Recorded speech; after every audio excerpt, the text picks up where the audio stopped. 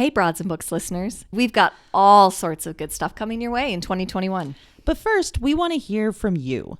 What you like, what you want more of, what ideas you have. So we've put together a short survey. And we want you to check it out. It'll take you just a few minutes to complete, and you will be helping us deliver the goods. The goods. You can find the survey link in our show notes below and on our website. So take a few minutes, tell us what you think. Click on the survey link in our show notes in your podcast player. Thank you, and happy reading.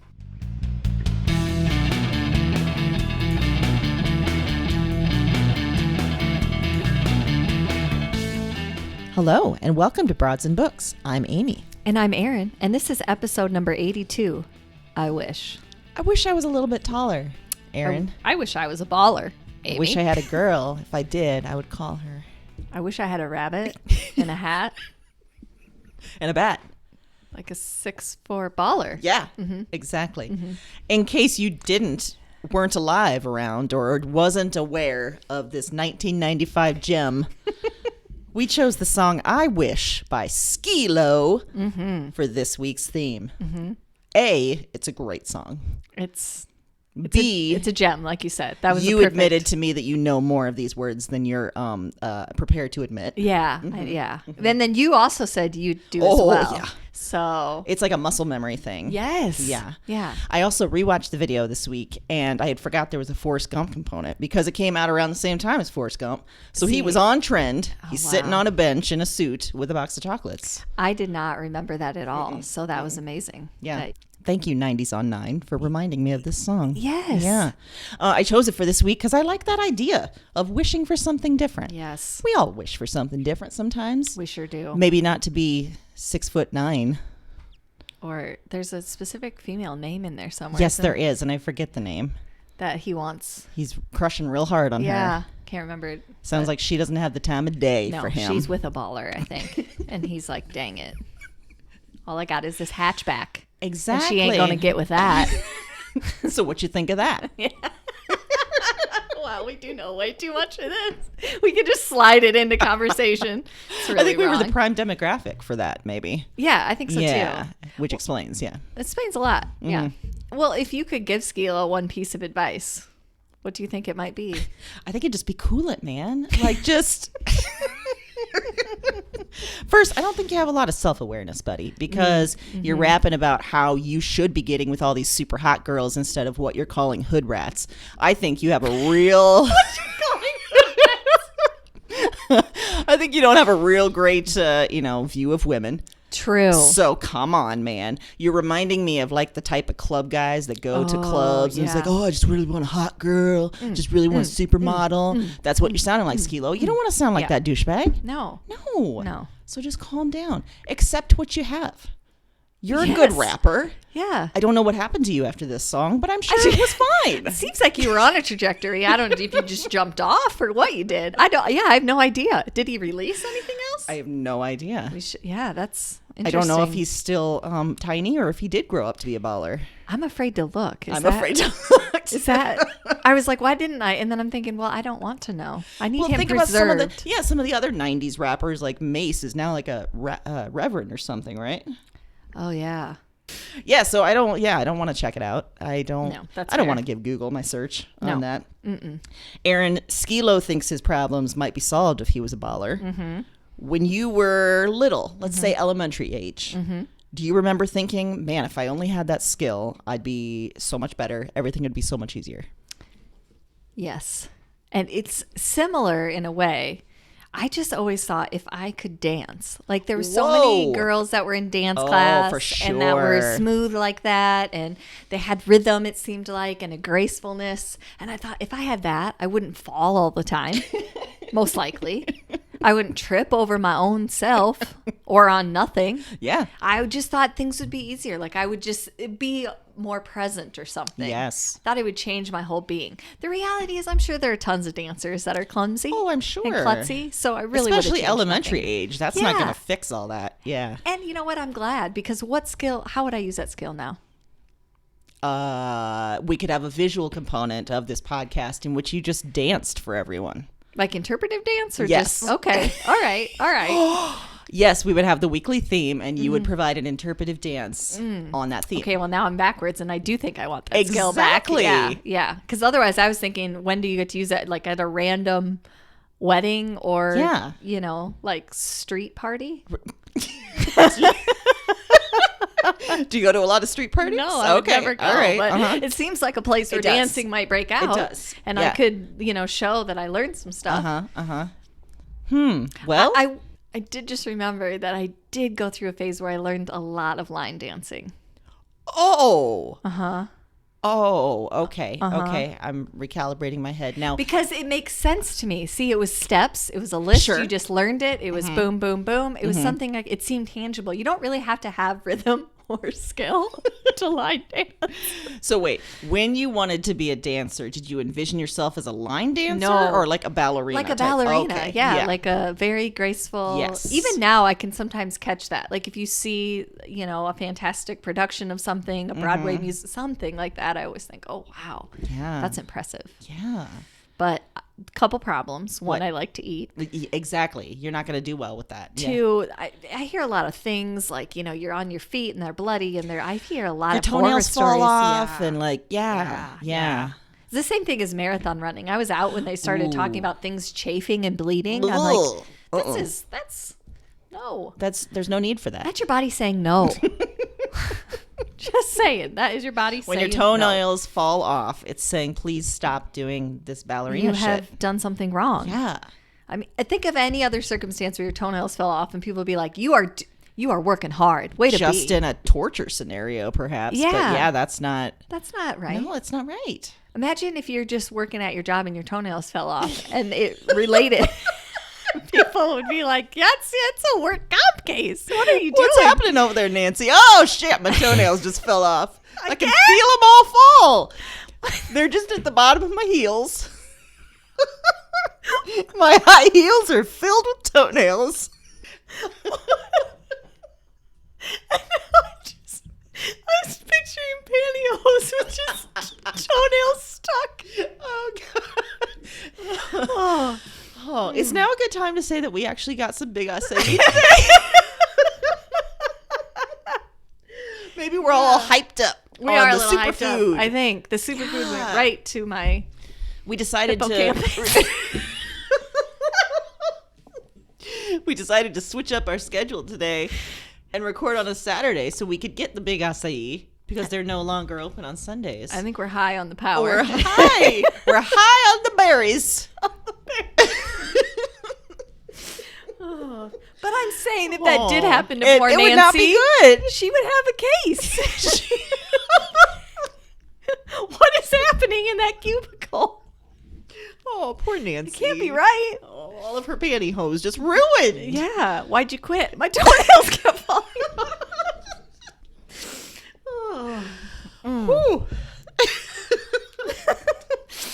Well,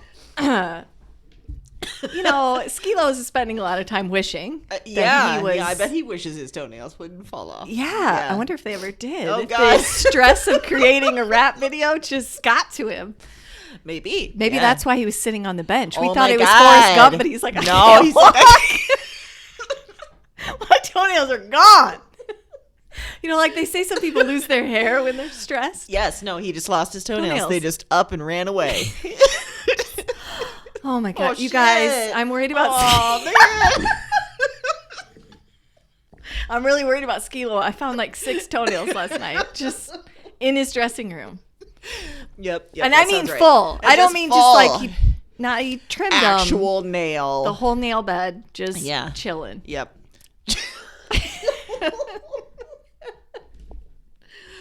Oh, dear God. Yeah, that's it. This is what superfood has wrought. Yeah. Toenails. I'm fine with it. Yeah, me too. Keep bringing it, superfood. You're going to help my toenails stay That's on. Right. Securely on Skee Lo obviously needed some big acai too. He did. He did. You're right.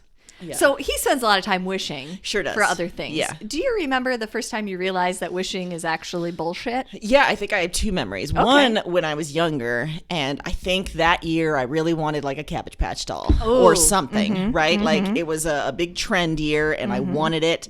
And I wished for it, and Christmas Day I got like a knockoff doll. Ooh. Like it wasn't the same thing. And I think there was that moment of, oh God, this is real life.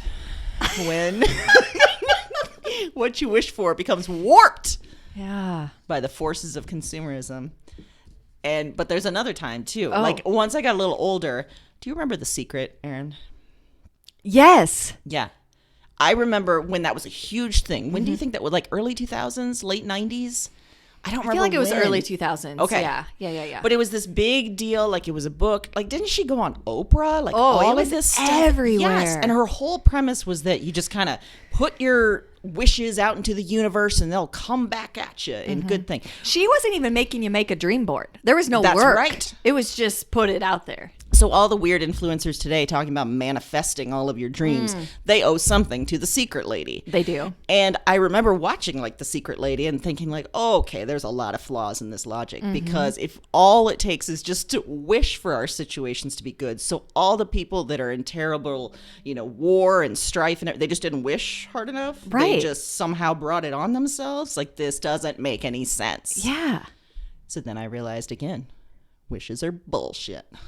That's a great example, because I remember that so clearly, and I had the same reaction, like, what is this? Yeah. I took it a step further. I read the book. Did you? Because I was so confused. I thought for sure I was missing something. Yeah. Like, what am I missing? They're and simplifying it was everywhere. this. The book was everywhere. Everywhere. And you're not missing anything. They Good didn't Lord, no. simplify anything. No. It is was like, that simple. Yeah. It was basic. Like, it almost at first I was like, is this witchcraft? Is this witchcraft like wrapped into nice white middle class lady talk? Mm-hmm. No, it was just bullshit about wishing. And she really jumped on the like Dan Brown imagery. Do you remember the book had like the seal, like the old school melted wax seal, which was really reminiscent of that time of angels and demons, and all his books were super popular. And I felt like that was always kind of a jump on that, like, ooh.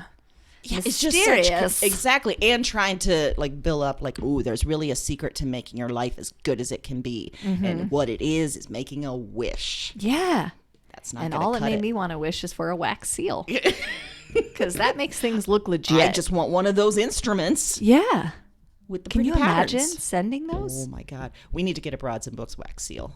Ooh. And send all of our official correspondence via wax seal. Yes. We don't really have a lot of in-person physical correspondence, but we could make some. We could start. That would be very exciting. It would be very exciting. To get something with a wax seal. Oh my God. I don't know if I'd open it. That's true. It has to be like a postcard where you just put a wax seal at the bottom. Oh, good idea. So then good idea. You don't have to remove the wax seal. No, it's there. It's just there. It's there for posterity. Okay. Yeah. I like that. Okay. Erin, I got another question for you. Oh, yeah. So wishes, maybe as we get older, we use different language. Maybe they're morphing into like bucket lists. Yeah. Do you have a bucket list? No. Why not? Because why? Yeah. I don't. A whole bunch of stuff that is, first of all, it seems like bucket lists then morphed into things that are just not attainable. Exactly. Like ridiculous things like, oh, it's on my bucket list to traverse down the mountain in, wherever. Like, really? Then how are you going to make that happen? Okay, so you save some money, you do this, you do that. None of that's involved. No, it's just like, no. And it I seems wish. like there's this idea that we have to have a bucket list. Like, okay, I've lived my whole life and now I'm getting to the end and I realize there's all these things I should have done. I just don't have that feeling. Like, if it comes up and I want to do it, I do it. If not, I don't. And I don't like the idea of this bucket list that I have to achieve. Like, oh, I don't have these big lofty goals. I must be failing at life because I don't want to go in a waterfall in Tahiti. Like, it does feel like built-in guilt. Like you've got this like over your head weighing on you. Yeah, and it also feels like an excuse. Like, oh, yep, that's on my bucket list. Or, yeah, we need to do that because it's on my bucket list. Like, no, it's not on my bucket list. No, it's not. It's just not something on I might any be list. interested in doing. Yeah. But, whatever. Yeah. And if I really want to do it, then I will make it happen. Right. And sometimes the other thing is that I don't know that I have goals that would necessitate a bucket list. Like, I really want to read that book. Guess what? I'm going to read that book. I bought a copy and I read it. So, there isn't like. Maybe that was Skee Lo's problem, is he just didn't, he made wishes that weren't going to be possible. Like wishing to be 6'9" when he obviously is like 5'5". Yeah. It's not going to work. But also the other wishes, like, for his lady, if he would maybe get to know her a little. Yes. He might find out that she's not worth wanting. That's or very true. he might find out, hey, I know how to get her instead of just wishing. Yeah. Maybe just work on being a good person. Yeah. Getting to know someone. Quit calling girls Let hood things rats. happen organically. Yes. That's the other thing that bothers me about bucket lists is there's nothing organic about it. It's all contrived. And I think for me, a button is like contrived, forced fun or interaction. I don't like that. It feels like it's a ready-made sign from Home Goods that you just fill in your bucket list and you're going to hang it on your kitchen wall. Yeah, like, let's do these items. No. Like, and we never used to call it that. Like, and it would be like one thing that somebody really wanted to do. Like, oh, I would really love to travel here, someday in my life. Okay, that's a goal. Absolutely. You don't have to make a bucket list. Because then I got to fill it in with everything else. Yeah. I want to eat all 31 flavors at Baskin Robbins. No, you don't. That's why there's 31 flavors. Because you're not going to like all of them. No, you're not going to. That's not necessary. No. That's not necessary. And you're going to hurt your tum-tum. It's going to be terrible for your tum-tum. You don't want that. No. Just skip to the flavor you like and call it a day. Bucket list, schmucket list. Is Baskin Robbins still around? Yeah, believe it or not. So actually, if you are a fan of Baskin Robbins, you probably actually should try every 31 flavors because I would guess they're hanging on by a thread. That's the thing. Like, I don't know. Is there one in Des Moines? Yes. Oh. Yeah, there is. Yeah, I haven't seen such a place in a long time. Oh, it's very hard to find. Okay. Yeah, it's tucked back in a little strip mall thing. And you have to go in like it's a weird side door. Yeah, it's a whole thing. Yeah. I think they're owned by the same company that owns Dunkin' Donuts, though. Oh yeah, because there's a lot of combo stores. Mm-hmm. Okay. Yeah. Which is a great idea. So that's probably why they're, Yeah. Kind of like when you go, what is it, like Pizza Hut and KFC? Yeah. And you see and Taco Bell combo. Oh, that's it. It's Pizza Taco Bell. Hut, KFC, Taco Bell. Like it can be all three. Yeah. Yeah. Yeah. Weird. Very weird. None of those ingredients really go together. No. You know what went real you know what went real well? Yeah. Superfood. It did. See, just go to Big Acai and you don't have to worry about there you go. Chicken beaks and pepperoni. Skee Lo, wherever you are, go to Big Acai Bowl. Yes. All of your wishes will come true. But don't let us know where you are. Don't scary. do that. No, so we don't want to. Please don't tell us. We don't want to know. No. Probably nothing good has come of Skee Lo. He was a bright, shining star for a moment. I hope that his hatchback's still running. I hope he settled down with a nice hood rat. Yes. Yeah. I hope he doesn't call her hood rat. I hope not either. Yeah. Uh-huh. Well, our picks this week. Yes. All about wishing for something. Wishing. Which is great. You know, as I was going through my potential picks, a lot of stuff about wishing. So much. Yeah. Really, yeah. A lot of things, yes. My fiction pick is one that I just read in like 2 days. It's called When No One Is Watching by Alyssa Cole. This came out last fall, I think. Mm-hmm. And the book was billed as sort of like a little bit Rear Window and a little bit Get Out, which is a crazy combination. And the book starts with this line: history is fucking wild. It's a great start. Mm-hmm. So Sydney grew up in Brooklyn and has returned home after kind of a dangerous marriage ends. And she's come back to her neighborhood that she loves with people who take care of each other. But the neighborhood is changing. Condos and for sale signs are popping up everywhere. Neighborhood stores have left. Longtime neighbors are just gone. At the same time, her mom is not well, and Sydney's having to handle a lot of the house stuff alone. She's frustrated as all hell, and one day she goes on one of those neighborhood brownstone tours and finds that they're telling the history of the neighborhood all wrong. They're focusing on like long ago white people versus the very notable black residents. So she decides she's going to create a new walking tour, and one that incorporates the community's past and present. At the same time, there's a guy named Theo who has just moved into the neighborhood with his girlfriend, and they are the white gentrifiers that Sydney is frustrated with. But Theo, first off, the relationship with his girlfriend is not great, and he likes the neighborhood. He wants community. He wants to build that up. So he volunteers to help Sydney with the new tour. Together, they research the ugly past as well as this new company that's moved into the neighborhood in this abandoned healthcare facility. And that's when things take a really dark turn, full of paranoia that may be justified. In short, I can't say a ton more about the plot, but the disappearing neighbors, they may not have moved after all. And the gentrification might be a big old conspiracy. So I chose it for this theme, because Sydney really wishes things could just stay the same, especially in a very vulnerable moment in her life post-divorce. She wants things to be the way they were in the neighborhood. She wants this to be sort of a moment in time. And the forces behind gentrification can feel so big, so insurmountable, that wishing kind of seems like the only thing she can do about it. Until she decides that this small thing, this creating this new tour, can be a way to channel her frustration, to wish the past into existence. And that's when things take that really weird turn, and we see who really has the power to turn wishes into reality. I think this is a wild ride. There's some great jaw-dropping moments. Erin, I know you got the book. Have you read it yet? Yeah, I have just a little bit left. Okay. Yeah, so. Oh, okay. Yeah. So you know where some of the stuff is going. Yeah. It's nutso. Mm-hmm. And very gripping. Yes. Also, afterwards, in her acknowledgments, because Alyssa Cole is talking about gentrification, she references a lot of the things that she referred to. And there is like a podcast called There Goes the Neighborhood, and I've started listening to it. Oh. And it's about gentrification of New York, and it's great. So it's turning me on to kind of learn a little bit more about this big bad wolf of gentrification. Yeah.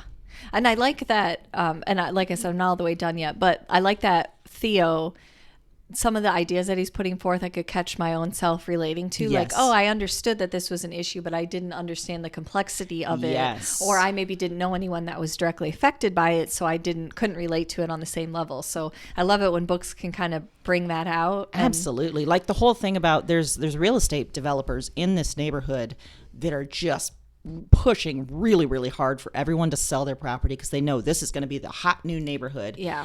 And that's an actual thing that happens. And I, blissfully ignorant of that, didn't know that. And that was terrifying in and of itself to learn that. And they had that part where they talked about redlining, which really I felt like that was something that I did a deep dive earlier this fall, because that came up a lot over the summer and a lot with the social unrest and talking about neighborhoods and gentrification and this practice that happened in order to keep people from owning property or to getting the value out of it that they should, or to keep neighborhoods down. And that wasn't something that I think I had heard the term before, but I had never really understood it. So it was refreshing to kind of see it come up again too, and have another chance to get another way of looking at it and understanding it. No, it's a great point. And if you do read this, listeners, and you want to learn more about redlining and gentrification, that podcast I mentioned that she references is great, because there's a couple episodes that talk very specifically about how redlining has worked in a couple key neighborhoods in New York. So really interesting history lesson there too. Yeah.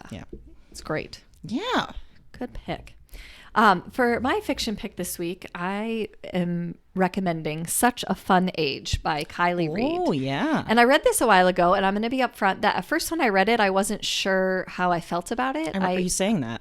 It was getting a lot of buzz at the time, and I think that it's worthy of all of that buzz. And I think I narrowed down a couple things of why I couldn't pinpoint how I felt that way. Yeah. One is because I think that it's uncomfortable. And I think it's uncomfortable for some reasons that are very close to home, especially for white women. Yeah. And I also think it was the time period. I had to really go back and look at some things that I read early on in the pandemic. And I think some of my reading was just sort of like, I couldn't focus enough. Yes. So I couldn't really maybe understand exactly everything that was being said. And so as I've gone back and examined some of those things, I've thought more about the book. I've reread a couple things. I've thought, this actually I have a big appreciation for this now. So this is one of them. The author described it as an everyday domestic biases that we don't even know we have. It was published in December of 2019. And Alex Chamberlain is one of the main characters. She's a white blogger who's made this really nice suburban life for herself. She and her family also have a babysitter, Emra, that they adore. And the whole story sets off one night when Alex calls her after she's off work and asks her to take their toddler to the local supermarket as a distraction because there's a family crisis. And this is all fine, except that they live in this very nice area, and Amira happens to be black. And she was out with friends because she's off work. And when she agrees, because she truly loves this child, to kill time, she takes the child to the supermarket and things go haywire immediately because she's not what the supermarket expects. Oh, no. She's got this white child, and immediately the security guard decides that something about this is off. And he starts hassling her. And as we know in our day and age, there's someone there to take the video on a cell phone. Oh, boy. And so this whole situation sort of blows up over the course of the book. From the person that has the cell phone video to how the family reacts. And you think that that's like the focal point, but really the focal point is about how everyone else reacts to that, and no one really pays attention to Amira or Amira's feelings in that situation. It really calls into question the idea of wokeness and the idea that we've made that really be another form of marginalization and really out and out racism. And I think that that's sort of out there now. You know, when someone says they're woke, everybody's like, okay, well. Yeah. So the book is super well written. It reminds me a lot of the conversations that are happening right now, which are certainly a culmination of lots of years, but particularly in 2020, they seem to come up a lot. A lot of the tropes that white people, and in particular white women, seem to hold, like, well, I'm not racist. I'm not this. I'm not that. I already know about that. And I think that this is a great example of, even when you think you know something, there's always more to learn. There's always a better way to be empathetic. There's always more to understand. And to me, I think that this book, number one, Amira wishes that someone would just listen to her and pay attention to what she's saying and feeling, instead of being so quick to defend themselves. Like, I wouldn't do this. I don't feel this way, which we saw a lot of. Like, it's about listening, and not always about proclaiming that you're the opposite. So I think there's a lot of that. And also, we've talked a lot about the importance of reading and helping gain knowledge and empathy and compassion. And I feel like this is another book that presents an opportunity to do that. Awesome. And I left me with the feeling like there's so far to go, but I also wish that we assigned more books like this. You know, that more books like this got more recognition so that more people had that opportunity. This Lena Waith's production company bought the rights before this book even came out. Oh my gosh. So I'm assuming that she's going to move forward with that. It's probably going to be a stellar movie. So that's another reason to get in on it now, read the book, and then go see the movie. But to me, this book is about wishing not only what we wish society was actually like, but then also on a personal level, like, would someone just listen to what I'm saying? I just want to be heard. Yeah. And that's a universal thing I think we can relate to. But because everyone's talking and no one's listening. Yeah. And I think we all need to remember that sometimes, like, we don't listen to the other person in our attempt to make sure that we're like, hey, I'm not that way. So, you know, I think, I've thought a ton, especially since the election, and some of the things we read about white women and what the issue is, why so many of us are problematic. And I think some people, especially those that claim to be woke, like, oh, well, I know how women are put down in society, so I get it. Like, I get your issues. Where you don't get it, like, there's levels of oppression. There's intersectionality. There's not, like, no one's going to know everything. So shut your mouth. Right. And you being oppressed is your own story, and that's fine. But that doesn't trump someone else's or mean that you automatically understand someone else's. Yeah. You know, that's not something you can know until you speak to someone and you find a commonality. And there seems to be this assumption like, oh, well, I get it. Yeah. You know, I totally get it. Well, for other genre, I've got Between the World and Me by Ta-Nehisi Coates. This is nonfiction. It's a bit of memoir. It came out in 2015. Yes. And this book is framed as sort of a letter from a father to his teenage son. But because Ta-Nehisi is black, his son has to contend with all of these shitty forces out of his control, the terrible history of this country, the current ways white supremacy still reigns.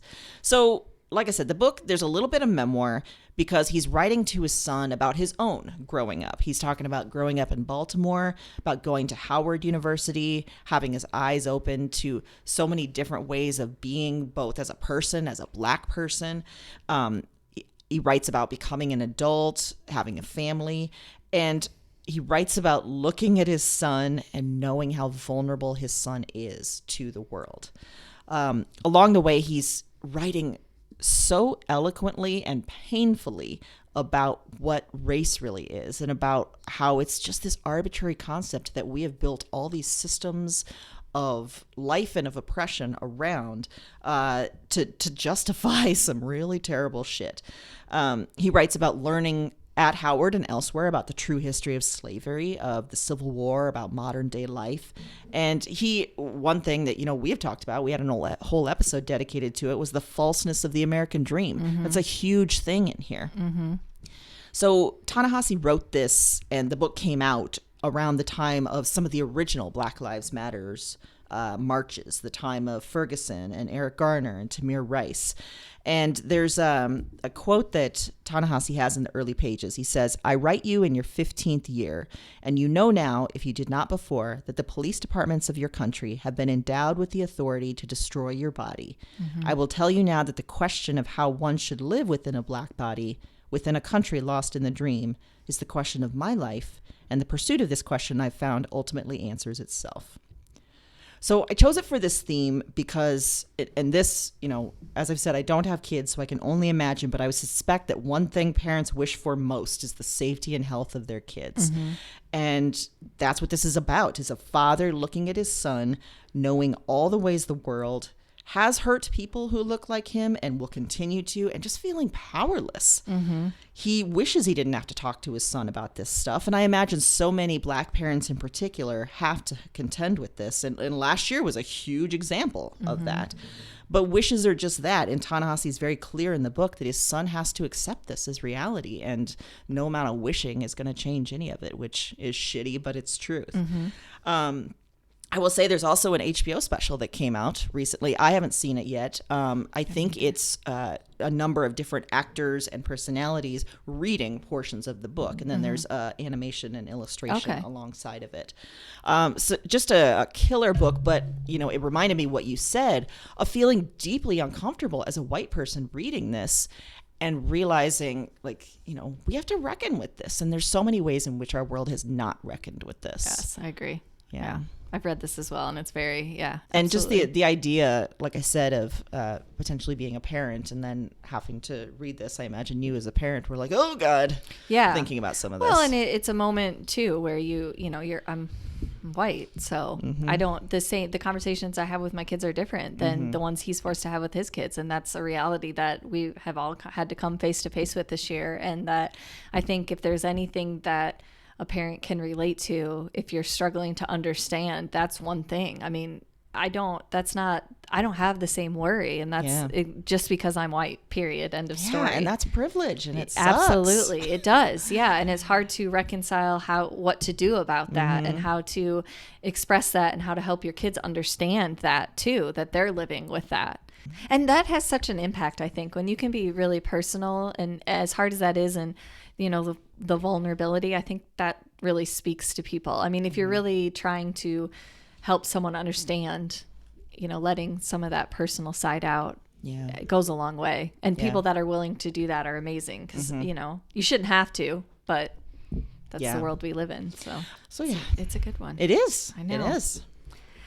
So for other genre pick this week, I am recommending Savage Appetites, 4 True Stories of Women, Crime, and Obsession by Rachel Monroe. And you mentioned, at the end of When No One Is Watching, there's kind of other references. And this is a book I actually found at the end of Unspeakable Acts, which I recommended a little bit ago. I was going to say, this sounds like that anthology. Yeah, she had a lot of different kinds of references, articles, books, TV, film, all those kinds of things. And this is one I happened to pick up.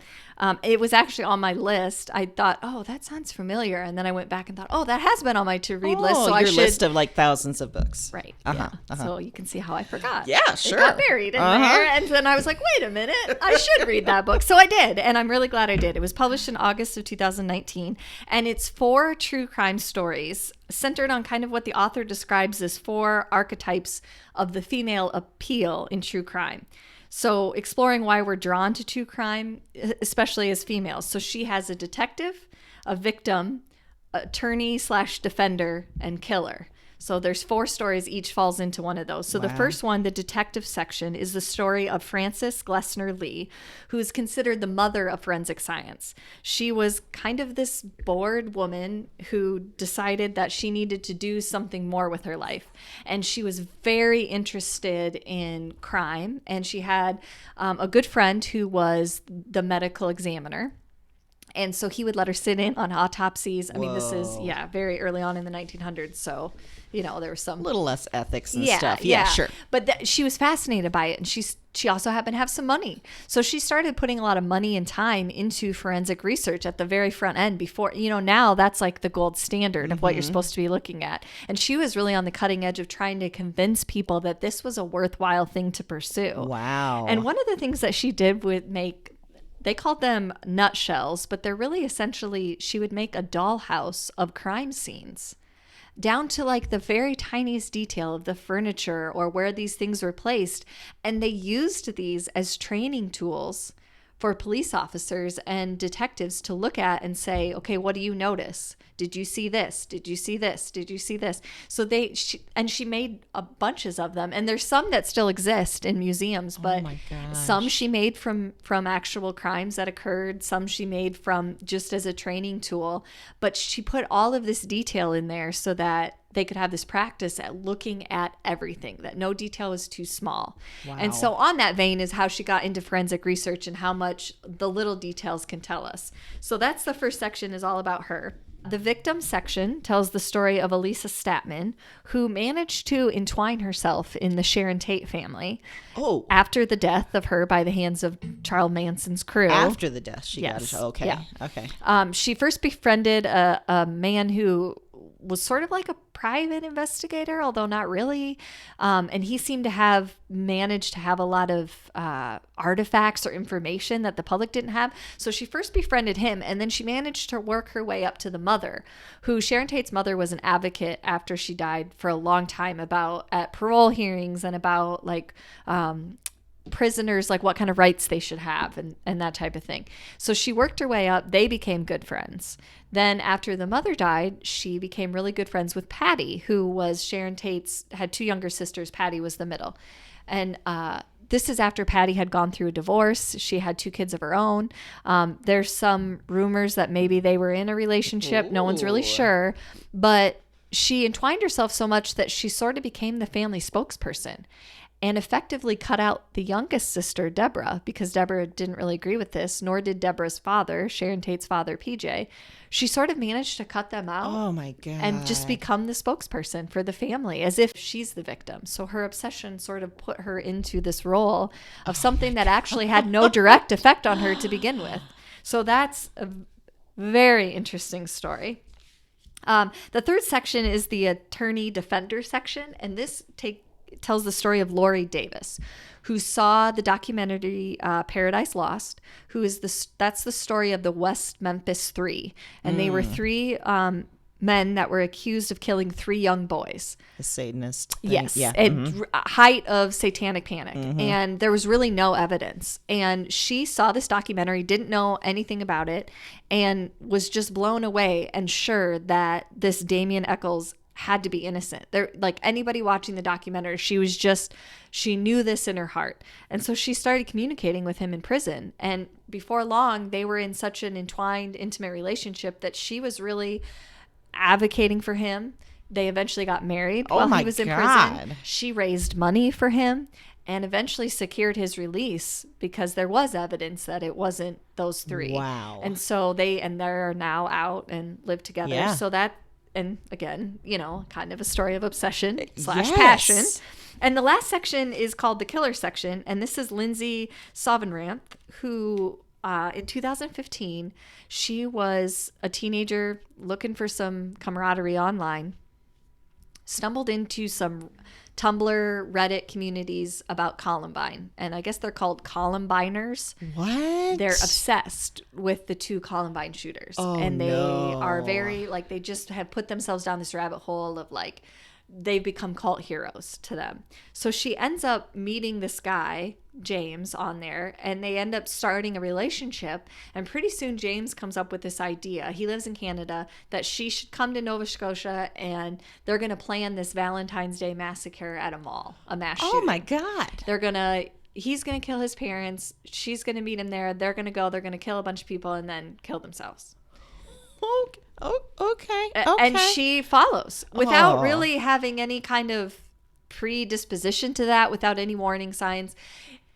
It goes horribly, horribly wrong. I would, yeah. No mass shooting. It was all thwarted before anything. But I won't ruin the end of the story, but her story and her trial, all of that is very fascinating. And the author really examines how much of this person's obsession or kind of wish to have a different life led her down this path that ended up ruining everything for her.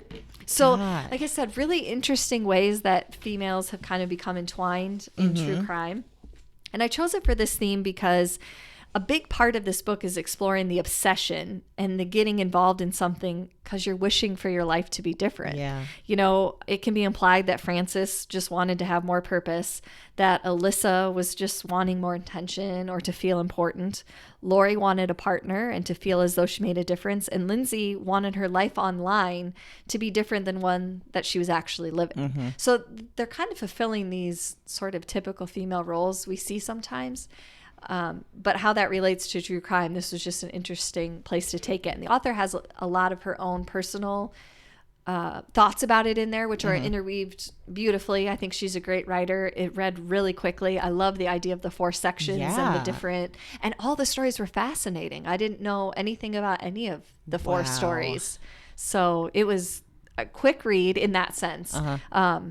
And I think well worth it. If you like, you know, even if you're not really that into true crime, they're just interesting stories. So I really want to see these dioramas of crime scenes. I know, right? The author got to. She tracked some down and was able to go visit someone or a museum or something. But can you imagine? Oh my God. I mean, that was a standard school project, right? To like make a diorama or something. Can you imagine if one of us had done like a true crime scene and be like, here, teacher. And she talks about at the time that doll houses, like making doll houses, was kind of like a very common pastime for women. A very intricate, kind of wealthy pastime because, you know, you're buying all these little parts, doing all this. And now she's twisting it into Frances is like, no, I'm going to do this and make it more interesting. You know, I'm going to have this have a purpose. I'm going to get some blood in here.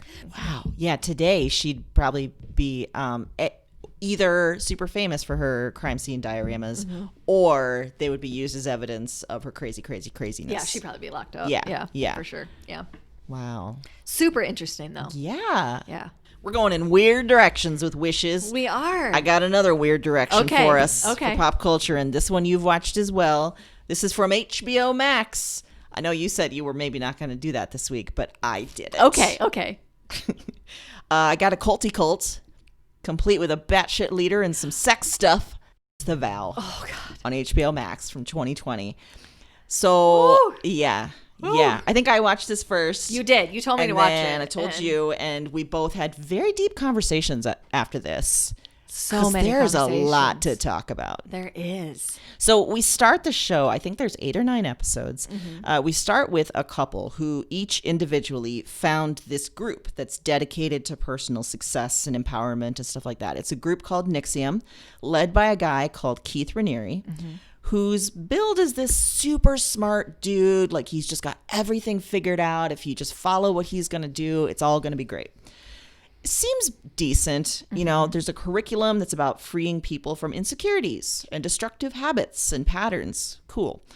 But then there's the weird regalia they have to wear, all their like various sashes and shit. Yeah, things got weird right away. There's terms they have to use, like they have to call Keith Vanguard. There's more and more courses to take and more money to spend, of course. There's then a neighborhood in Albany where you can move and you can go. And they have like a whole area set up where you can live there and get closer to Keith/Vanguard and get more and more into this program. Keith is really going for this Jesus look. And he's got real weird midnight volleyball sessions, but you can attend them if you're in Albany. So great. We should say right now that was one of you and I's really hardest parts about this. What is it with volleyball? Yeah. And also him. And him. He's got like a ponytail and a sweatband, some short shorts. Like, I don't understand it. No, it was very confusing. No. And then finally, you know, after all of this, for some women, there's a program called DOS that's super secret and requires some collateral to get into. Plus, you have to call someone a master. And then there's some branding involved. That part, the branding, is probably what you've heard about this group, if you've heard anything about this group, because it's been in the news. Last year, all the leaders, including Keith, were brought in and convicted of racketeering, sex trafficking. But that's not even the end of this wild, wild story. There's famous actresses involved, including a lady from Dynasty in the 80s. There's an heiress to the Seagram's fortune. So weird. There's so many money scams. So much money scams. It is wild. And the way they structure it is really compelling. Like at points, it feels like sort of a slow burn. Like, where is this going? And then suddenly it's like speeding up and then it's slowing down again. Like, I really like the pacing of it. And as it goes on, you and I talked about this, it gets more and more chilling and scary, especially as a woman watching this. Yes, absolutely. I chose it for this theme because I think the people who got taken in by NXIVM and by Keith Raniere, they wished for something more in their lives. So much so that they may have been blind to what they were agreeing to what they were getting involved in. And I think there's a bit of magical thinking, too. If you just wish something is different, and then this revolutionary program, I'm putting that in quotes, sort of presents itself, then, oh my God, this is a sign. I manifested it. Here it is. Which, by the way, like we talked about earlier, this whole idea about just manifesting and the secret, like putting out what you want into the universe, and the universe is going to come right back and deliver it to you. First of all, the universe is busy. It's got other things to care about besides your dream board. Yeah. So there's that. Also, it's just bullshit. I really think, and we've talked about this a number of times, especially over the last few months, I think cults like this, conspiracy theories like QAnon and Trumpism, they're so attractive to people because people wish things were different. They wish for something more in their lives, or they wish that something could stop. They wish that they could get past all of their issues. And when something comes along that says, yeah, you're right, things could be different, and here's what you can do about it, that is super seductive. And this show, I think, really shows that, you know, some of these people were going in for, I think, the right reasons. Were they naive? I would think so. But also, I think they just really, really wished for something like this. And then they got branding. Yeah. So things got real weird. Well, and I was struck that I could never really get a grasp on what it was they were learning in the curriculum. I couldn't either. And so if you listeners are watching this and you're like, what the hell is, I could never figure out, why do people think Keith is so smart? Like, what is it? Like, we're hearing him talk over and over, but I'm not understanding what people are hearing. Right. You know, and what they're seeing, and like, oh yeah, this guy has it all figured out. It's a great example of someone being called revolutionary just because they say the opposite of what everyone else thinks. Yes. Like, that's what's happening the whole time. It really feels like just white male mediocrity, like elevated to like, oh. Yes. Yeah. 100%. Yeah. He's very, I mean, there's some uncomfortable things that get revealed later, like conversations he has with people where you're like, man, why would you put up with that? So bad. But, you know, and that's easy to say from the outside. I'm not trying to take away from anything, but it is. And you'll find yourself, as you're watching this, there's going to be many times where you're like, Jesus, how could you not see that? Yeah. But then the show will get into like how either there's some willfulness in not seeing stuff, or at certain points you're so wrapped into things that it's really hard to extricate yourself. Just like the Scientology shows that we've watched. I mean, this is standard cult stuff that it makes it very, very difficult for you to leave on purpose. And we can all think of examples of times where we knew better. Oh, yeah. But we did something because we didn't know how to voice that opinion. We didn't know how to say, yeah, that's not quite right. We've all been there. Yeah. So when you're that entrenched and you've put your whole life and your savings and your whole family's there, and this is the only thing you know, getting out of that is not as simple as being like, yeah, that's all bullshit. Yeah. I mean, especially when it comes from a place of wishing that something in your life is a little bit different. And maybe you realize like, okay, well, some things are different. There's all this weird stuff over here, but maybe I can just ignore that. Right. Because, you know, my wishes are being granted. Yeah. Yeah. But are they? Are those your real wishes? You're going to find some real dirty stuff out about Keith, too. And some things that will not surprise you. No. It will surprise you when you see him. Oh, yes, it will. Yeah. There's lots of, there's, you know, one of the key people that was involved in the trial was an actress from Smallville. And seeing the interactions between those two on video and her just like adoringly like looking up at him, I'm like, I am not What are you seeing? Yeah, I'm not seeing it.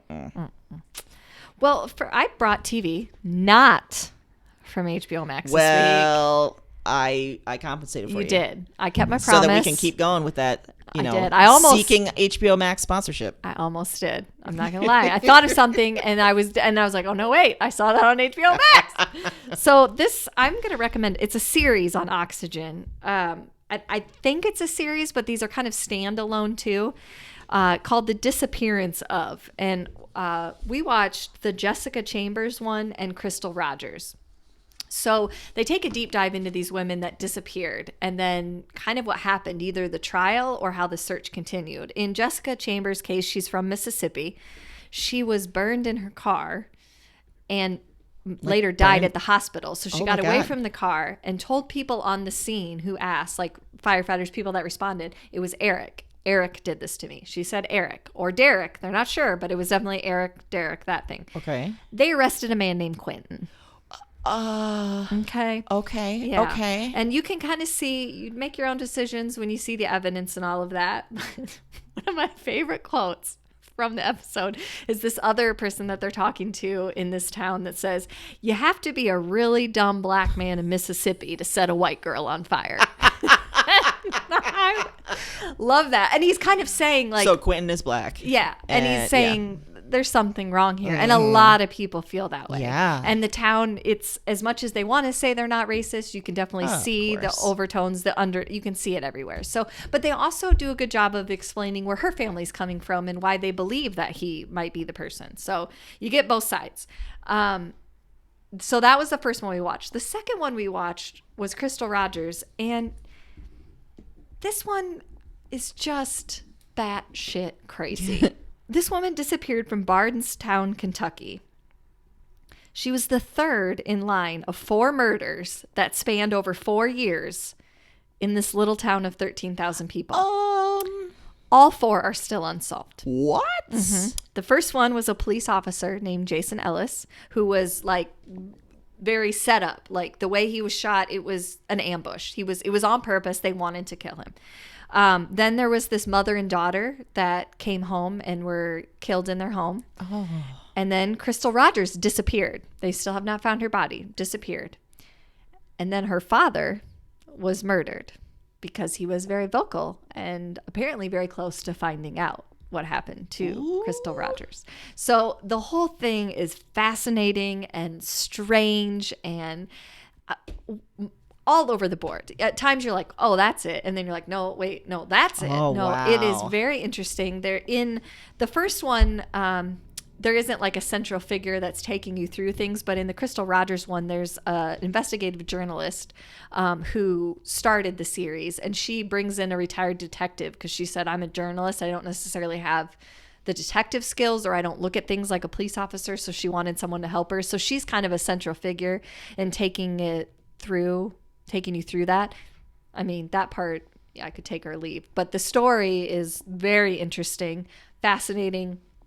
There's a couple more on this series, but for me, I picked it because these are families that are just continually every day getting up and wishing that someone would tell them what's going on. Like, just tell me the truth. Yeah. Or just tell me why this is happening. Or just explain this to me.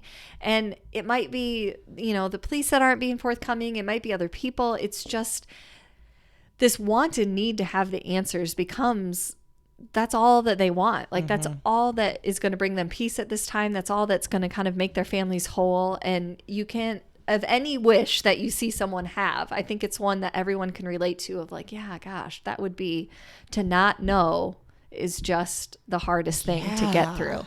So it's wishing in a kind of a dark way, but it's also really fascinating look at police work. It's a fascinating look at bias. It's an interesting look at how community plays a part in sometimes how trials get held, how people get accused, and how people get listened to, like depending on their position. Yeah. So yeah, super interesting. Wow. Yeah. If you're only going to watch one, do the Crystal Rogers one because it's mind blowing. Every episode, you're like, wait, what? There's another person that died? What is going on? And there's like 13,000 people. How is this happening? Yeah. Yeah. It's weird. It seems like some real breakdown of some stuff. Yeah. You're going to wish for answers. I'll just be upfront. Okay. And you're not going to get them. No, not necessarily. Well, that's too bad. But you know what? We learned that wishes don't get granted. No, this isn't a secret situation where you get to just manifest it. Yeah. If you ask for a Cabbage Patch Kid, you're going to get a knockoff is what you're going to get. Yeah, and you're going to be happy about it. Yes, you are. You're going to treat that like a baby, and that's it. You know what didn't break down this week was superfood. Wait, no. What didn't break down was our brains because we were on superfood. But that whole interjection right there shows that that's not true. Well, I think it was. Okay. You've just been hard at work. It's I'm over. You can't. Hard at work. You had the superfood. You can't come back from that deficit and expect you're going to be at the level. That's true. Yeah. My tolerance. Yeah, you're right. You need to, we're going to have to up it again. Oh my God, you're right. Yeah. I'm going to have to do it like all the time. It's a thing. It's a thing. It's a thing. You know what else is the thing is it looks like your eye is acting up because Ziggy did, in fact, really work hard to get close to you today. He did. Yeah. He did a little bit. Yeah, he that did happen. He jumped up on the table multiple times and got within breathing distance. He did. Yeah. He did plop himself down next to you and wait expectantly for you to pet him. He did. I know. He did also scratch your butt. He did do that. Yep, he did. Just take a running leap at me. My chairs have little gaps between the slats, and he just booped your butt. I can appreciate the sentiment of like, you're not paying attention to me. Yeah. It's frustrating. I get that. You're like, why aren't you touching me? Yeah, I get it, Ziggy. I'm not trying to willfully ignore you. I'm just, trying to preserve my eye. Maybe at this point he's figured out that just his very presence can make you ill. And so he's playing the long game. He's like, if I just get close. Just get a little bit each time. Just a little bit. Yeah. Mm-hmm. He was also curious about our superfood. He was. I don't want to see that cat on superfood because he's already formidable. Yeah. I can't handle it. Yeah. There's some. Yeah. No. Also, I just can't imagine what the litter box would be like. It'd be real gross. And I don't want to have to deal with that. I don't blame you. I feel like that's already a chore. It is a chore, Erin. Yeah. What happened? Why? I sometimes ask myself that when I'm here, like, how did this happen to her? So quickly. She was blissfully alone and then suddenly not. With 3. Yeah. I told you the other night in quick succession, Ziggy knocked over a full glass of water. Thelma pissed in an Amazon box. And Louise scratched me up. I was like, what am I doing? What happened? Yeah. Why? And then I wished for it to stop. And it didn't. So that'll tell you what happens with wishes. Yeah, it's not going to happen. It's not going to happen. Maybe Thelma was really making a statement against consumerism. Maybe we looked at this wrong. Maybe she picked up on your anti-Jeff Bezos sentiment. Yeah, and which was like, I'm a terrible follower of, but okay. Yeah. I mean, pandemic will shoot you right back into Amazon's paws. It sure will. But maybe she was just like, you know what? I'm going to take this into my own hands. Yeah. Piss on you, Jeff Bezos. Yeah, I'm going to piss all over this box. And maybe she was telling me. Maybe she was telling me, quit it. Yeah. Stop it. Mm-hmm. She's getting you stuff from there, Thelma. So Exactly. Oh, God. Hence the problem with Amazon. This is a vicious you want cycle. To quit it, but it has everything you need.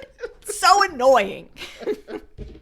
A bad relationship. Really is. It's fulfilling in a weird way. You know, it's not a bad relationship. It's our relationship with our listeners. No, it's not. And it like continues week to week. Just like next Wednesday when we're back, we'll have that relationship again. Yes. And until then, our beautiful, beautiful listeners. Happy reading.